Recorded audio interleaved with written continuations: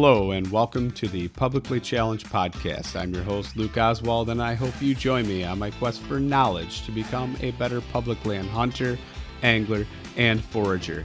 Stick with this and who knows, maybe we will learn something together.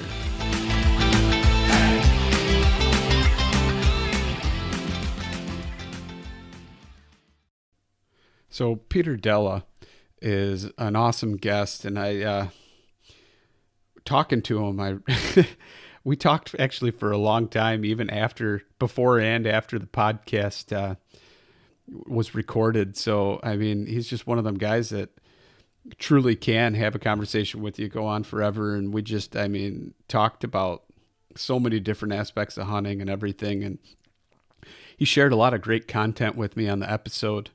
And I look forward to talking to him again once I actually go out and do a little bit of duck hunting and stuff, because I'm sure he's more than willing to try and help critique what I did or help me out in any way he can, because he's just a really great guy, and it's a great episode. So I hope you like it, and here it is. Okay, so I'm here talking with Peter Della of Thunderstruck Outdoors, and Peter, why don't you go ahead and introduce yourself?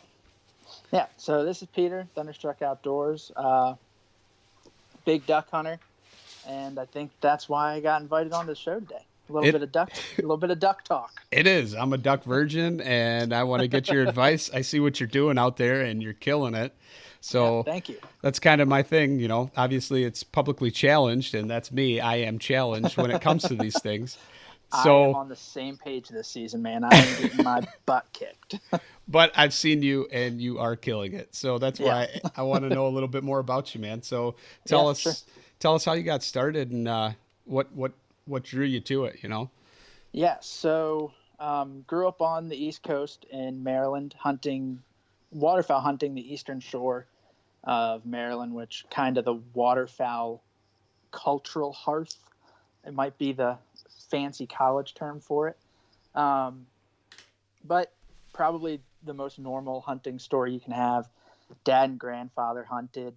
I can remember squirrel hunting with my grandfather, deer hunting with dad, the normal stuff. And then probably when I was about 12 or 13, one of my dad's college buddies called him up after not talking for a few years and was like, "Hey, come out goose hunting with me. Bring your kid. My kid's old enough to go hunting now. Like, let's get a reunion going." So we went out, and I just remember setting up the decoys in the dark and having stopped at the gas station and knowing I was going to have a hot scrap of egg and cheese sandwich waiting for me when I got done setting up decoys, and just watching the sunrise and just listening to my dad's buddy call geese and just how he watched the birds. And it was like a dance. He was watching the birds and knowing what they were going to do and how to call at them, and just so many intricacies of it. Like deer hunting left my mind. It was suddenly like, I don't want to deer hunt anymore. I don't want to squirrel hunt anymore. I'm like, Dad, when's the next time we're going over there and we're going goose hunting or duck hunting or whatever it was? And I think it kind of bummed my dad out a little bit, because my dad's a huge turkey guy and a huge deer guy. And to see me just be like, no, I'm sleeping in. If you're going, you go deer hunting by yourself. I want to go duck hunting. When are we going duck hunting again?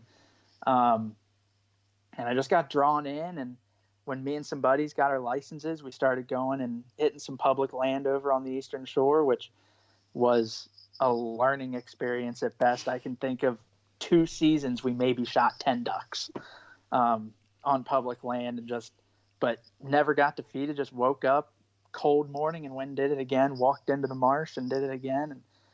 And college in West Virginia got a little tough.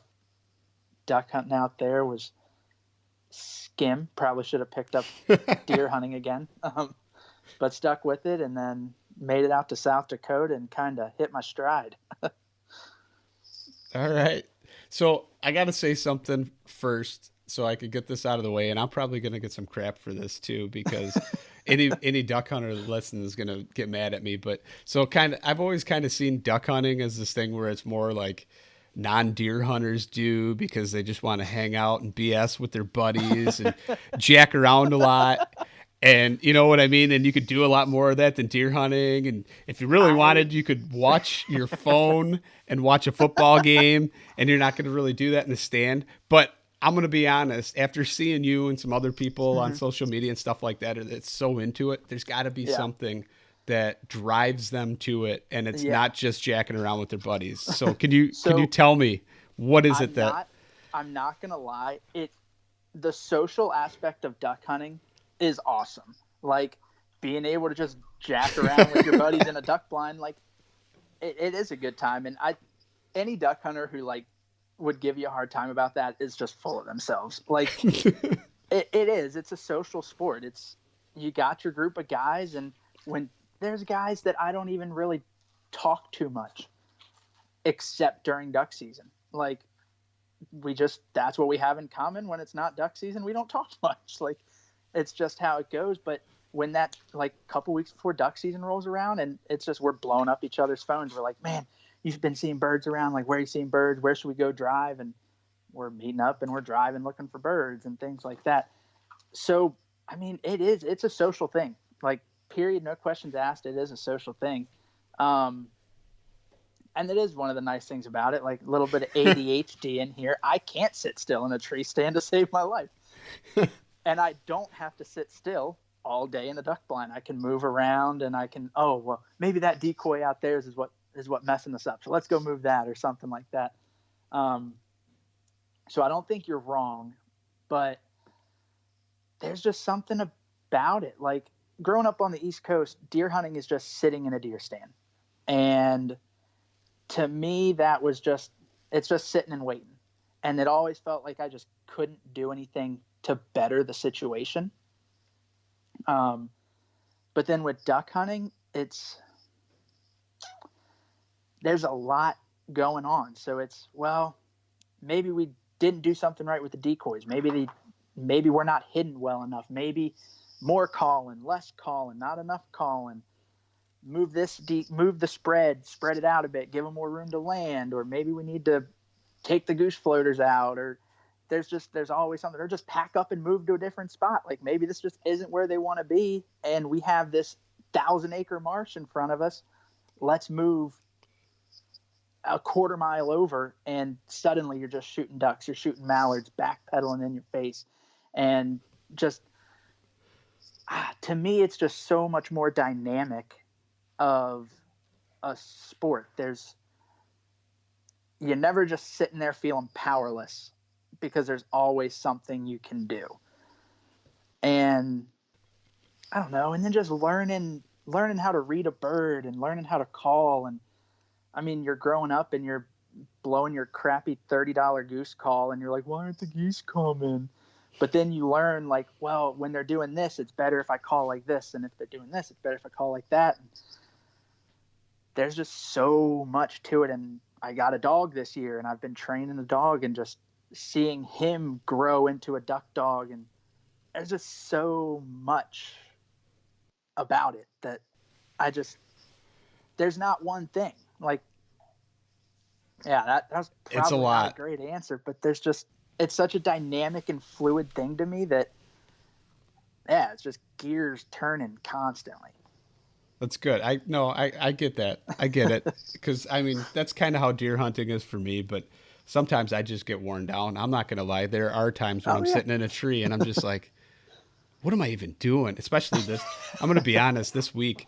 So, I mean, I got some crap from a couple of buddies because I shot a doe during the rut. Oh, You know, but it's one of them things. Yeah, it is kind of stupid when you're waiting and there's probably a buck chasing that doe that you just yeah. shot. But it was one of those things where I got a new bow.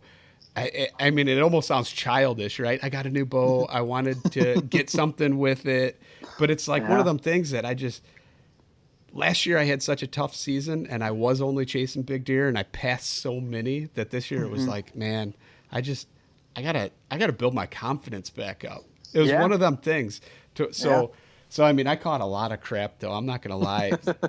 Some of my buddies rode me hard, and it's like, okay, Yeah. so now I'm serious. I'm in it. I was texting Mm-hmm. with you earlier today, and I mean, I was in the tree and just happened to check my phone, and I had to actually take my glove off in 6-degree weather so I could message you back.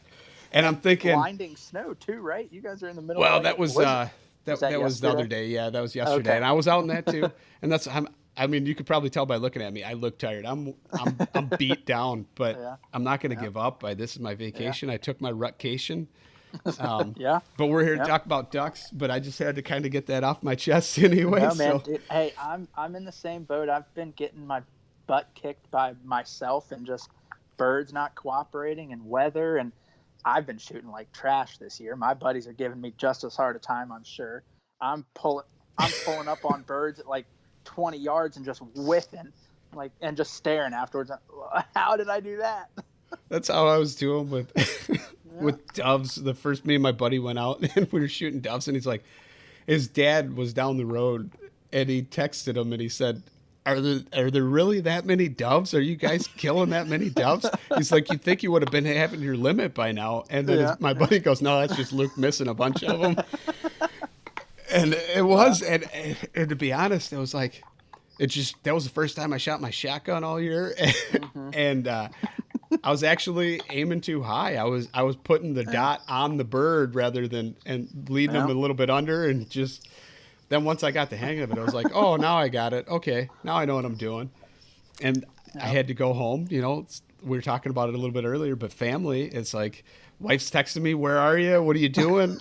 Trying to get the kids dinner. And so I left, and my buddy left. He texted me and goes, I couldn't resist. I had to go back. He turned around and limited out, of course. I got my Yeah, of five course. birds. But yeah, so it's just one of them things. But Yeah.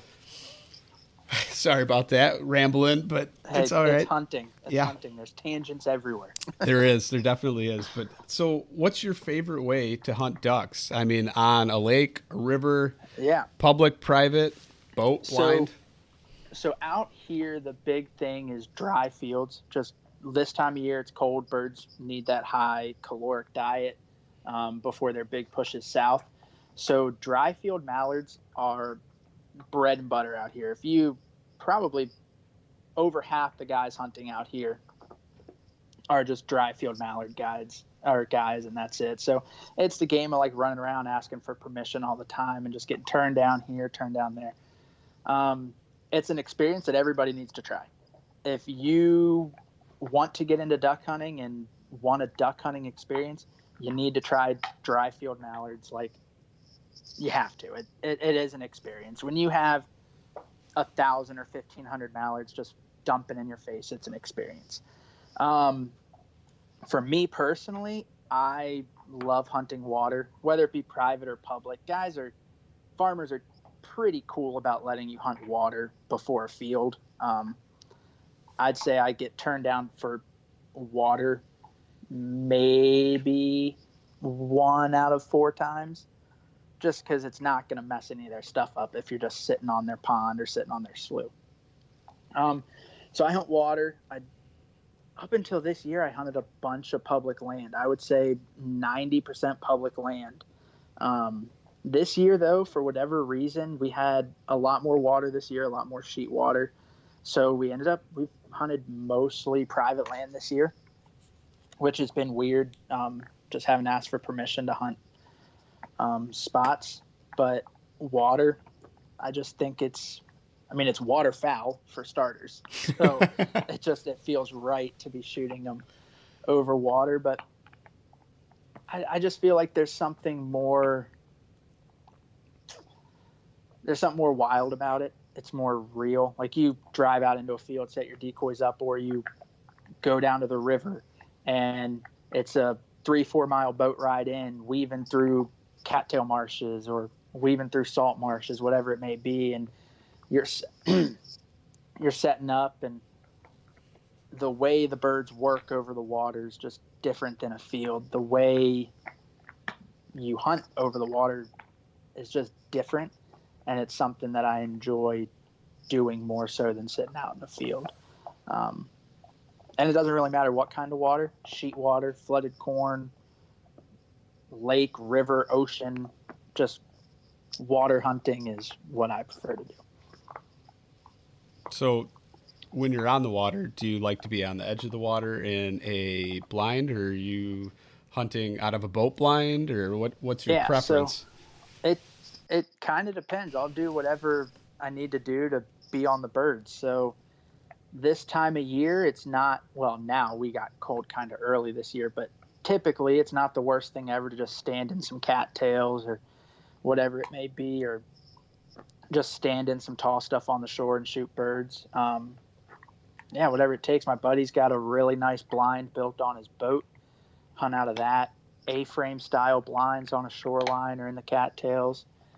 Yeah, it doesn't really, as long as I can, I'll just go where the birds are. I've stood in water almost to the top of my waders to shoot birds. I mean, it is what it is. I sat in my canoe with my dog and shot birds out of the canoe, and he went in and almost flipped me a couple times. And so whatever it takes to get on the birds, honestly, it's one of those things that's back to that dynamic aspect of it of, well, the birds don't want to be on that dry, nice, sandy bank. They want to be on the edge of the cattails in 3 feet of water. And, well, that means you probably need to go stand in 3 feet of water in the cattails. So, Right. whatever it takes to be where the birds are. So, if I'm with my buddy and he's got his big fancy boat, I'll sit on his big fancy boat on the edge in the cattails, whatever. If I'm not with him, I'll sit in the cattails, freezing my butt off all day, and hope to get some birds. So Okay. So this year, if I get to do any duck hunting, and I guess that's kind of mm-hmm. dependent on whether or not I get a deer, because I'm starting to learn. And a buddy told me, he goes, "There's no way you can be a duck hunter and a hardcore deer hunter." And and I'm like, "Oh, come on, man, that's not true." He's like, "No, I'm telling you, there's no way you can devote enough time to kill ducks Mm-hmm. and still kill the big deer." But I'm going to try and do it anyway. Or at least I told him, I'm like, "Man, I'm not out to just slay a bunch of ducks." I said, "I just want to get out and try and kill a few." So we'll see. We'll see where that goes. But as of right now, it might take me all season to get a deer, and maybe not even get one. I don't know. Maybe I should take a break and go duck hunting. But so I'm thinking about maybe taking my canoe out, or maybe going with a buddy on the river. And here in Illinois, the way it works, from what I'm reading anyway, is X amount of yards away from any dwelling, but also if you're in a boat, whatever, you can pretty much just set up anywhere on the river you want. So yeah, a lot of states it's usually under a meandered water law is what it typically falls under for that water access and water right stuff.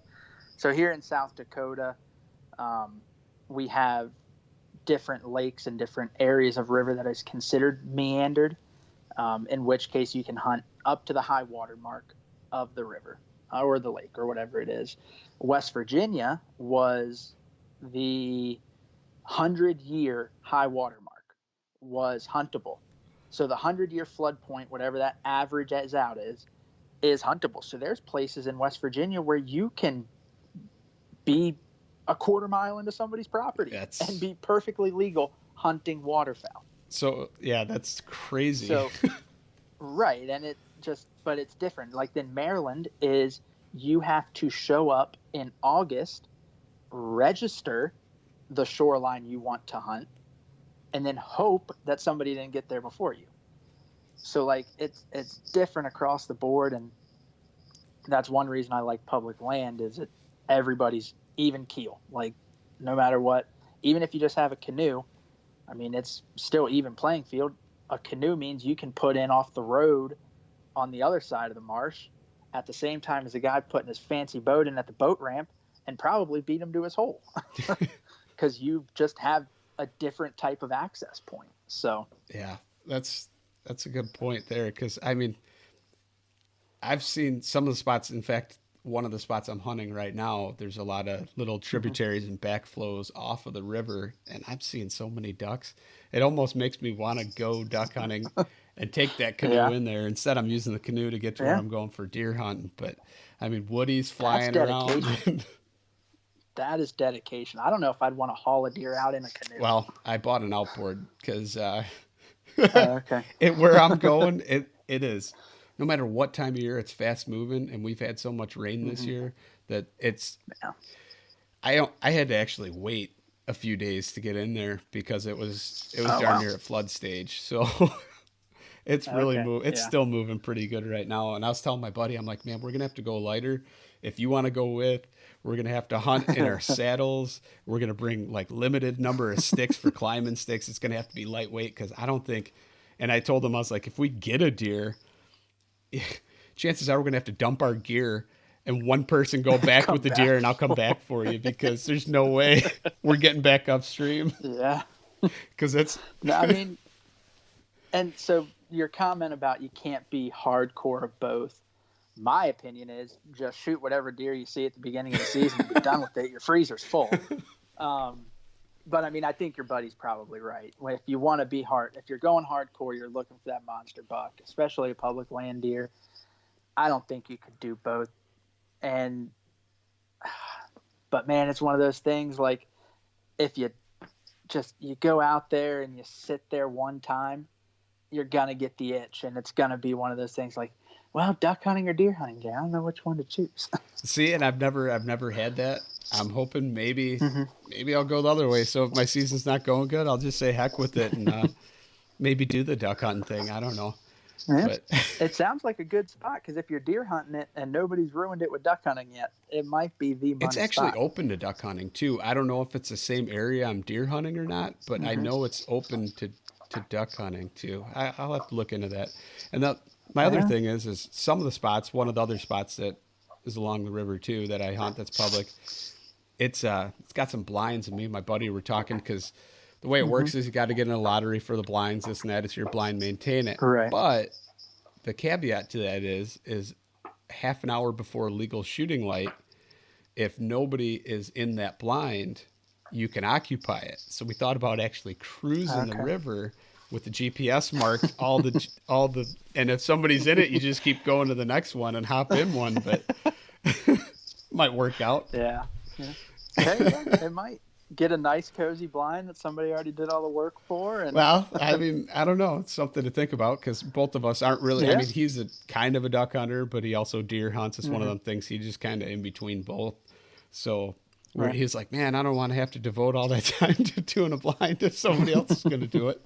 Somebody else is probably going to. Yeah. Hopefully, I don't really have any listeners, so I don't know if anybody will ever hear that. But hopefully, nobody will get mad.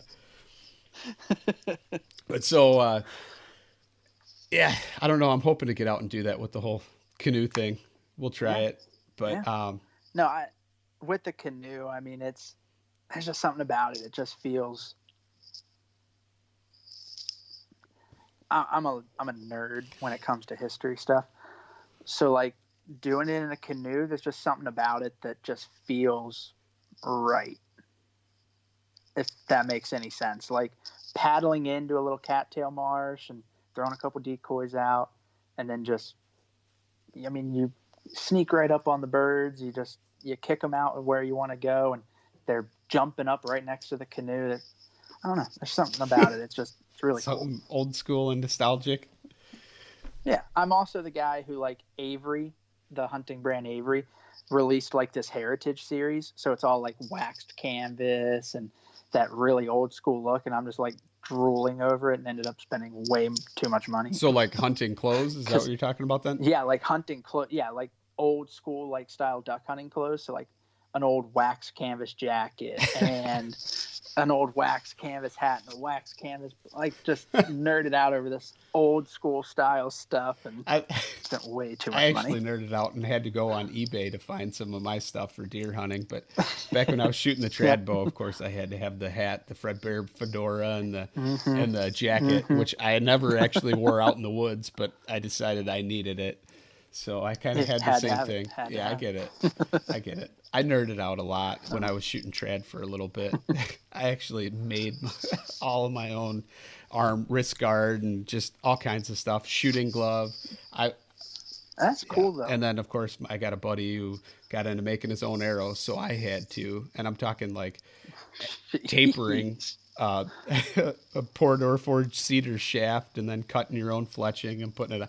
Good We night. got all kinds Now, of. did you go out and shoot your own turkey for your own feathers for your own fletching? Like how extreme I did you did get? use turkey feathers that I shot, Okay. although I didn't shoot it with a bow.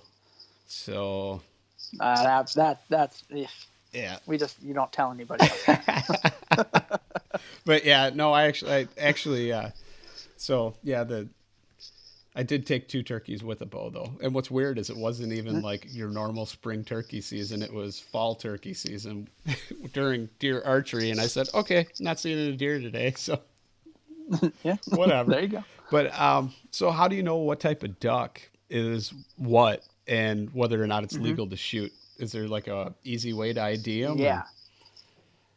No. I had been duck hunting, oh my gosh, since like probably 12 or 13, like I said, and I was not confident in my duck IDing skills until I moved out to South Dakota. So, like 10 or 11 years of duck hunting, we would be like in the salt marshes of the Eastern Shore, and we would shoot our black duck. There'd be three of us, and we'd each shoot our black duck. And I'd be like, "All right, guys, time to pack up." And they go, "Why? We can shoot five more ducks."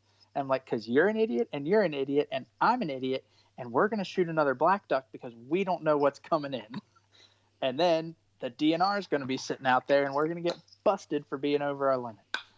Um, so then moving out here and just being around a lot more birds in situations where I wasn't stressing out about, oh my gosh, I got to get my limit, or, ooh, am I going to get my limit, or should we do something else?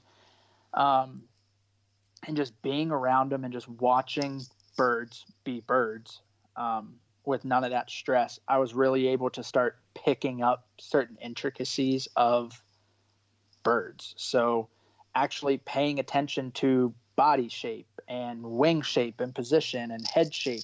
Like a bird flying by at 40 miles an hour, I used to not be able to tell you if it was a wood duck, mallard, or a bluebill. But now I can pick up like the little intricacies of like the hood that a wood duck has on its head, or the short, pudgy body of a bluebill, or whatever. Um, so it's just time. It's what it is. Like it's like there's deer hunters who can sit there and tell you from a quarter mile away without a pair of binoculars, oh, that's a 160 deer. 100, that's 160, no problem. You're like, okay, man, whatever you say. Or I'm a carpenter, and they'll be like, hey, go get me this size wrench. I'm like, how do you know? And I can just tell. It's like, all right, man, whatever. I can't, whatever. So like, it's time, and then it's knowing what's legal, and that seems to always be changing. So last year you could shoot two pintails. This year you can only shoot one. Last year you could only shoot one canvasback. This year you can shoot two.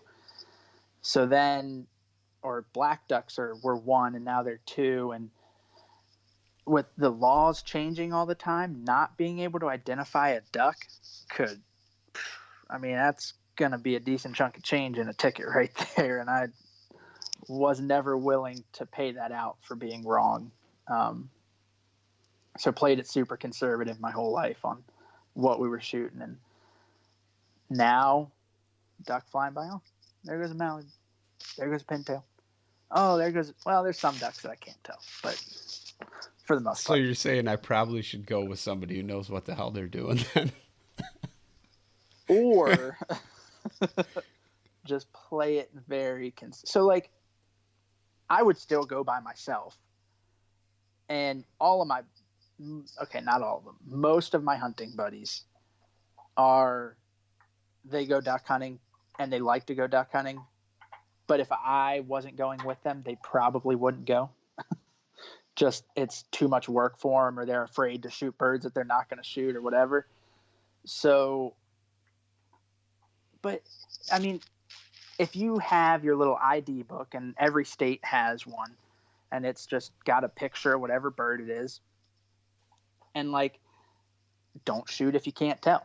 So that might mean waiting for a bird to land on the water and kicking it up off the water. It might mean, yeah, it might mean you end up shooting a black duck that you thought was a hen mallard. And now you know, okay, I got to be careful. I can only shoot one more black duck now, or whatever it may be.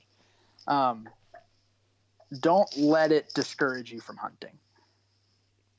Just play it smarter. because you know your limits. You know you can't shoot a bow out to 70 yards.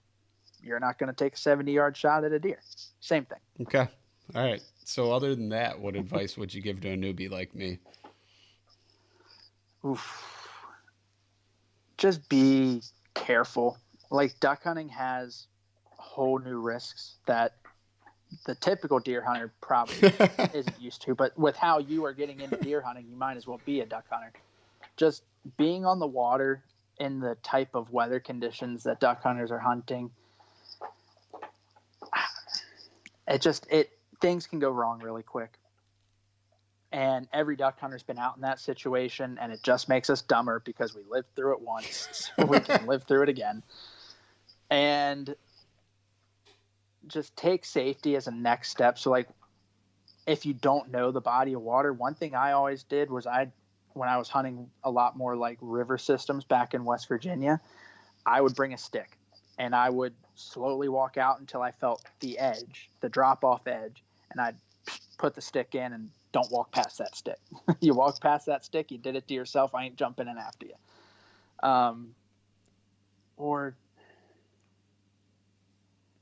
safety's the big one. That's the biggest advice I got. And then just scout. Like, get out, figure out where the birds are going. I mean, obviously, any time outside isn't a waste of time, but it gets discouraging really quick when you think you're doing everything right, but birds are still just flying by you because you aren't where they want to be. You can sit there and think it's the duckiest looking spot you've ever seen, but if you've never seen a duck there, probably not worth sitting there. So you're saying, so you're saying the spots that I'm deer hunting, I should be duck hunting. It sounds like probably. If you've seen ducks there and not deer, I'd say definitely be duck hunting. I've seen both. I've actually seen both. So that's seen some good. Deer swimming too. Just yeah. There you go. But yeah, safety, big one. Just it's a whole new dynamic. Being on the water and just it adds a whole new dynamic to hunting. Being where birds want to be, big one. And then just paying a lot of attention. Hunting by yourself, you learn a lot more than if you go with. Everybody should have a mentor in their life of some sort, whether it be dad or buddy's dad, whatever it is. But when you get out there and you just do it for yourself, it almost seems like you pay more attention and you're just that much more attuned to what's happening. So just sitting there, paying attention to what's actually happening, seeing what's actually working, what's not working. That's good advice. I could take that. So what gear would you recommend and say that you absolutely need and, or is essential? And then what would you say absolutely isn't needed for somebody just starting out? Yeah. So just a little like hunting poke. Sitka gear, not necessary. Learn how to layer.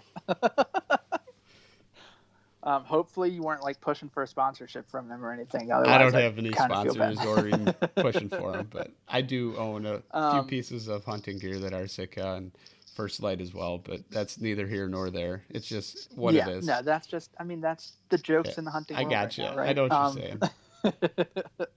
you're saying. So gear-wise, duck hunting, obviously a shotgun. And I don't think it matters what kind of shotgun, 20 gauge or 12 preferred, I would say. So you're saying I don't need like a 12 gauge with a 3.5-inch Super Magnum? No. Like if you look at the little, like the minute intricacies between 3-inch and 3.5-inch shells, like if you actually look at it, you'd be like, why does anybody own that? Like, it's just, there's not enough of a difference in my mind to pay the extra couple $100 for the other gun. But 20 gauge for ducks, no problem. I grew up shooting a 20 gauge at geese, and I can remember killing geese as a kid. Unless dad was just doing a really good job of picking the same birds as me, like you can kill them. So the only thing about a shotgun that I would say in differences, so synthetic stock, just as a duck hunter, you're gonna be in mud, you're gonna be in just messy situations, and you're going to abuse your gun. Whether you get home and clean it every day or not, you're just going to abuse it. It's just what happens. So synthetic stock, and then a dipped or painted or just something on your barrel to prevent rust, and the metal pieces of your gun to prevent rust. I mean, water, mud, and gunk is going to cause rust. And if you can do anything to prevent it, you're just helping yourself out. But yeah, you don't need a $1,500 Super Black Eagle to go kill ducks. Don't tell my wife that. Single shot.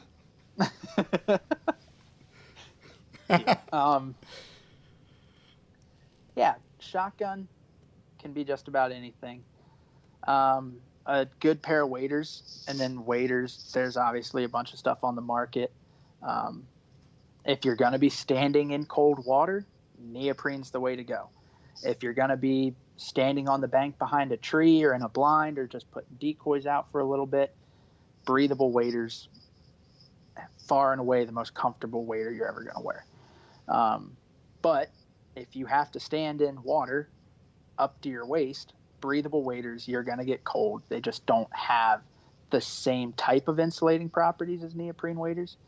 So just know your hunting situation, or your primary hunting situation. Obviously, you're going to suffer every once in a while when you hunt, whether it be uncomfortable in a pair of neoprene waders or a little bit chilly in a pair of breathables on a day where you do something different. And then what's another one? Decoys. Everybody's going for these. And this is where you will get flack for me saying this. And I will sit and I will argue till I'm blue in the face on this. Decoys, having decoys matters. Having perfectly realistic decoys does not matter. Guys were killing ducks over black painted milk jugs for 50 years before anybody bought an actual decoy. More ducks have been killed over a painted black milk jug than have been killed over these modern, ultra realistic decoys. So going out and buying a dozen Flambeau decoys for $40 and stringing them up and going out, you're going to be able to kill ducks just as much as the other guy, as long as you're in the right spot. So don't get sucked into this whole, I got to have the $100 half dozen decoded full, like flocked, like perfect realism. Like you take a picture of it next to a real duck and you can't tell the difference. It's just, you need decoys to kind of center ducks where you want them to center. And that's about it. I grew up hunting over crappy old herder decoys that half the paint was chipped off of. I grew up killing geese over plywood silhouettes that were painted black and had a little of white spray paint on the cheek. And can't think of many times we got skunked. So just having decoys. And then you can't beat a good snack in the blind. That's one good thing about duck hunting. They can't smell, so you can eat whatever you want. So bring a little stove with you, heat up a little eggs and bacon, do it right. Good snack in the blind. I don't know if I'm going to do that in the canoe, hurts. but maybe in a blind. That's fair. That's fair. Good snack. Can't beat a good snack. And like I said, one of the beauties of duck hunting, it's a social thing. You take a buddy out, you're talking, you're eating. Don't have to worry about scaring them away like a deer. I don't know. That's pretty much. I think you could go out and kill ducks with just that. All right, that sounds good to me. I'm gonna have to try Get that. yourself some Walmart camo if you need it. I bought a. Yeah, get a box of cheap. Go ahead. It's fine. Sorry. Yeah, go out, buy a box of 25 experts off the Walmart shelf for $11 and shoot ducks at 25, 30 yards, and you never have a problem. No. I am not a normal duck hunter. Half the things I have said tonight will get you so much crap from a majority of the duck hunting world, but I think the numbers speak for themselves. I kill ducks the way I do it, and I'm gonna keep doing it. I'm not gonna buy a box of shells for $30 when I can kill them with a You $12 mean your box. black cloud So or whatever the hell you? yeah, yeah, like whoever's shooting whatever. Like my dad shoots for a box of 20 shells.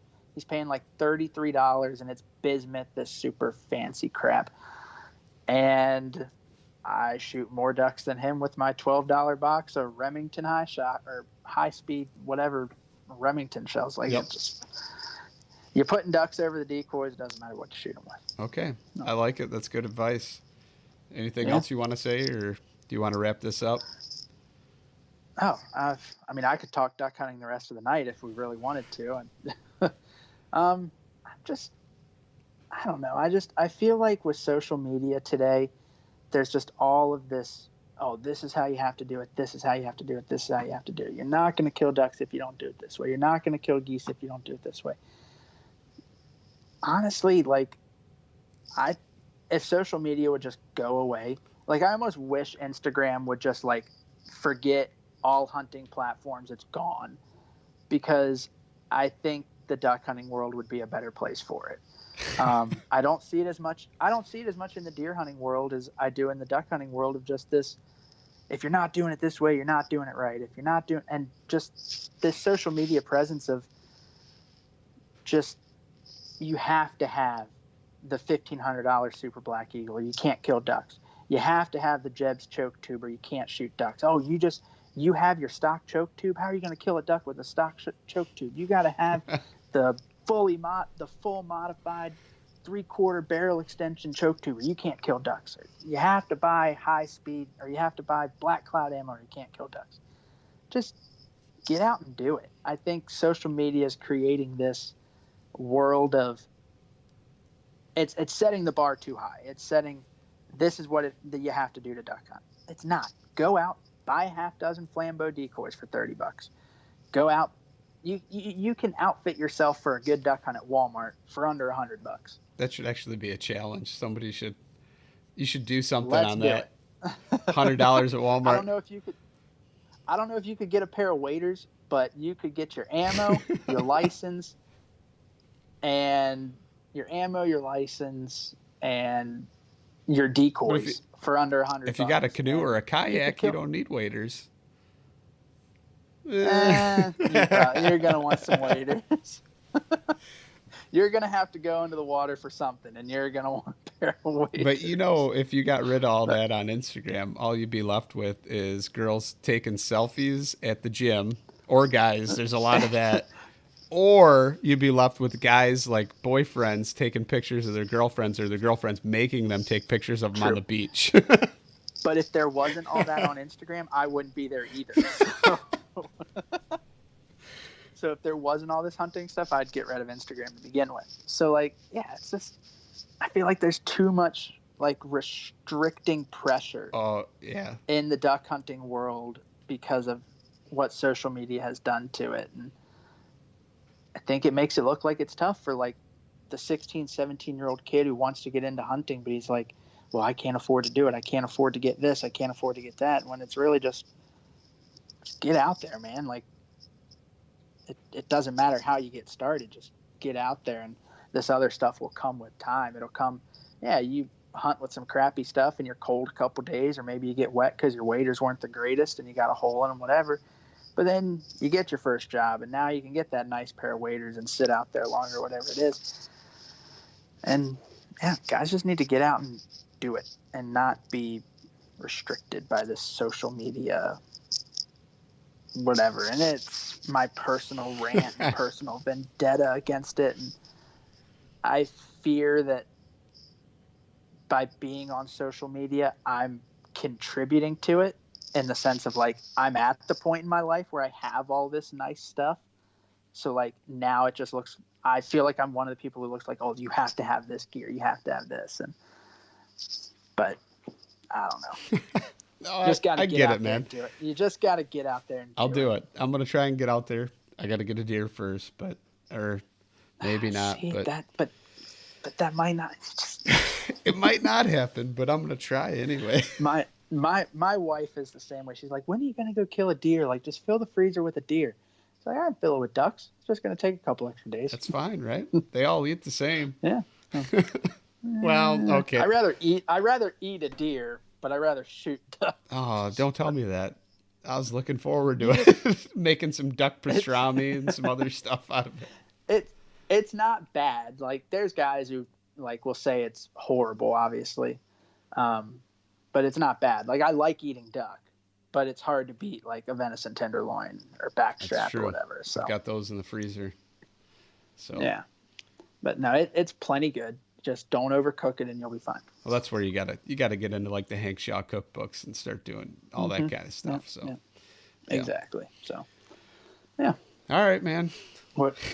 Yeah. Do you have any questions for like your duck hunting venture if this happens? If let's say we get a deer next week, I mean that opens up hunting. That's duck season because you guys have to go until at least the end of December.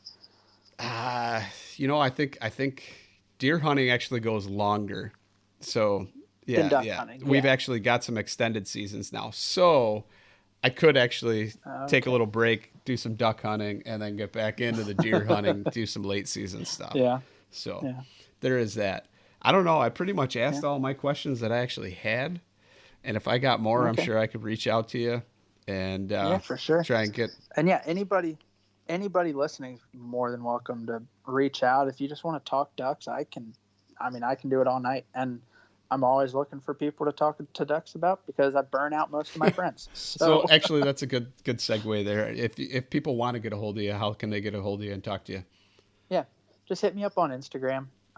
Probably the easiest way. I respond to 99.9% of my messages pretty quickly, especially if it's about duck hunting. Like my buddies might get put on the back burner before a duck hunting question gets answered. But yeah, Instagram, Thunderstruck Outdoors.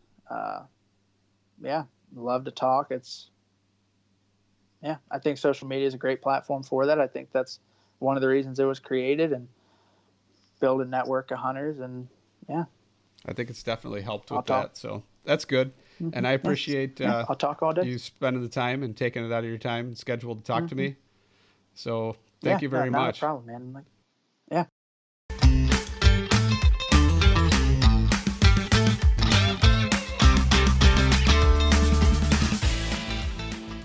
Thank you for listening to the Publicly Challenged podcast. If you liked this episode, please subscribe on whatever platform it is that you're listening to. Also, you can find us on Instagram at Publicly Challenged, and you can also find us at Publicly Challenged Podcast or publiclychallenged.com. So please reach out to us with any questions, comments, concerns, or maybe you'd even like to be on the show. And once again, thank you so much for listening.